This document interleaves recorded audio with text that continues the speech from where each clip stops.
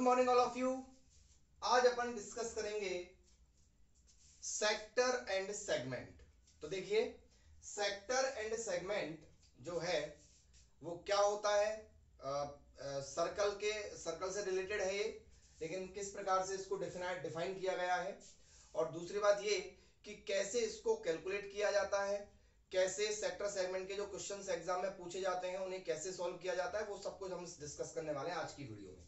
तो देखिए, सबसे पहले अपन बात करते हैं कि ये सर्कल है, ये सर्कल है, ठीक है। अब सर्कल और एक रेडियस, ये रेडियस ले लेते हैं अपन, ये रेडियस है ओ, मान लो सर्कल का सेंटर है, और ये ए है, ये बी है।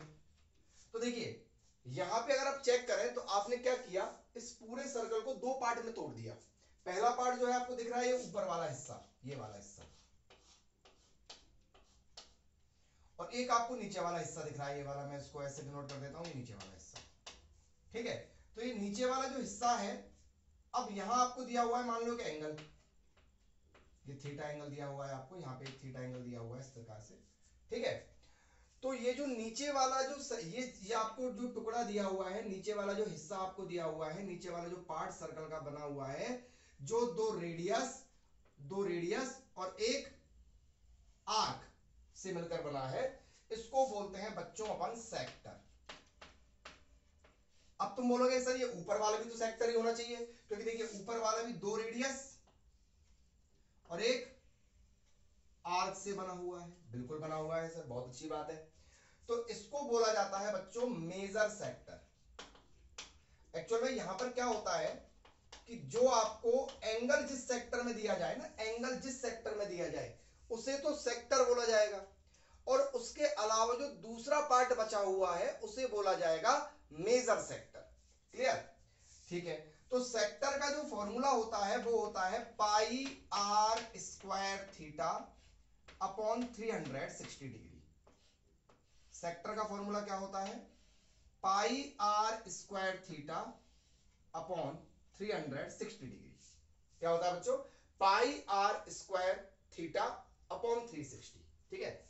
और मेजर सेक्टर का फॉर्मूला जो होता है वो होता है pi r square 360 minus theta upon 360। ये है आपके एरिया का फॉर्मूला। ये भी किसका फॉर्मूला है? एरिया का। क्लियर? यानी कि माइनर सेक्टर जो होता है उसका एरिया होता है pi r square theta upon 360 degree, और मेजर सेक्टर का जो फॉर्मूला में कुछ नहीं करना है आपको, जो थीटा आपको दिया हुआ है उसकी जगह आपको केवल क्या करना है? 360 माइनस थीटा करना है, यानी कि उस थीटा को 360 में से माइनस करके हमें लिखना है। क्लियर? चलिए, अब दूसरी एक चीज यहां पर आती है, length of arc. Length of arc भी कभी कभी पूछ लेता है।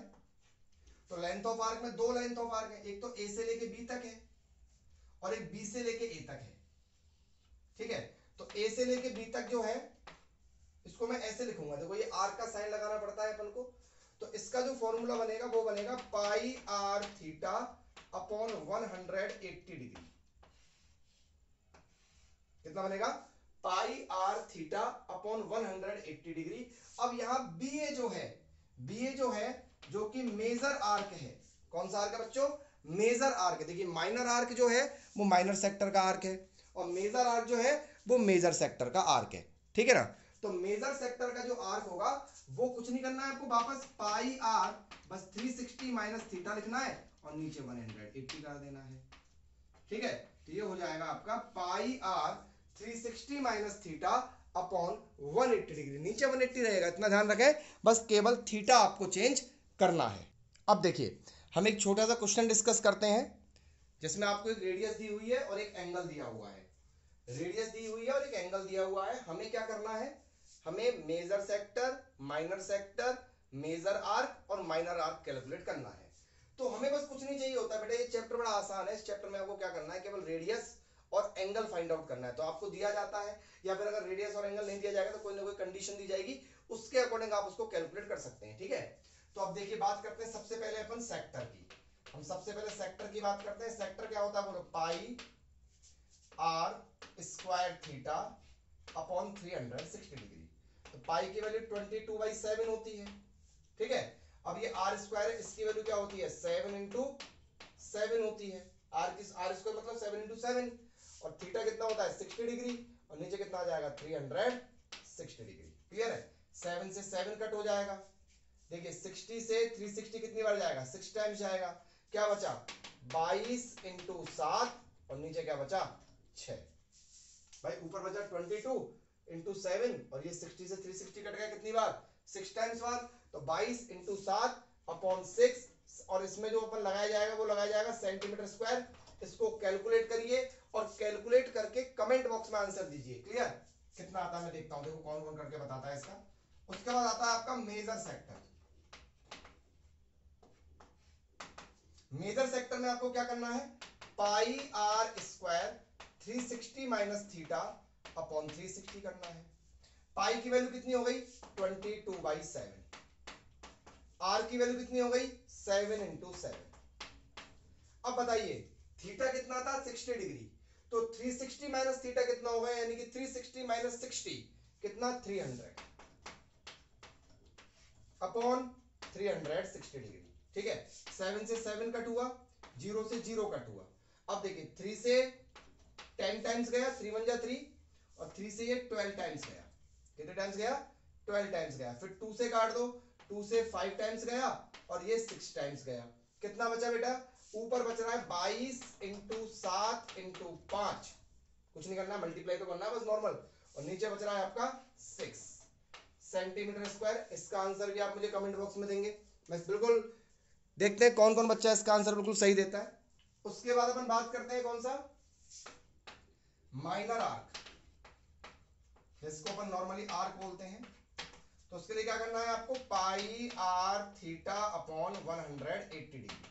पाई की जगह 22/7, आर की जगह 7, थीटा की जगह कितना लेना था 60 डिग्री, और नीचे लेना है 180 डिग्री।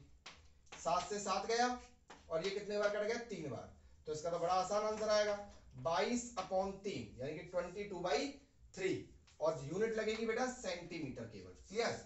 उसके बाद आता है आपका मेजर आर्क। मेजर आर्क क्या होगा, pi r 360 minus theta upon 180 degree.